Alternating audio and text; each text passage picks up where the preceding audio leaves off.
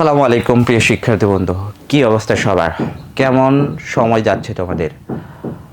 বাংলা বানানের ধারাবাহিকতায় আজকে তোমাদের সাথে নতুন নিয়ম নিয়ে এসেছি। আমরা একটু নিয়মটা দেখার চেষ্টা করব।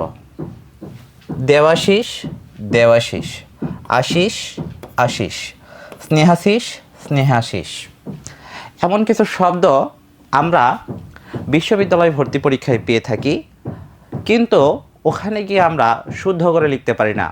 অর্থাৎ কোনটা আমরা গ্রহণ করব, কোনটা আমরা বাদ দিব। আজকে ছোট্ট একটা নিয়মের মাধ্যমে এই কনফিউশনটা দূর করার চেষ্টা করব। খেয়াল করে একটু, শীষ যুক্ত বানানে শীষ কি থাকে? অবিকৃত অবস্থায় থাকে।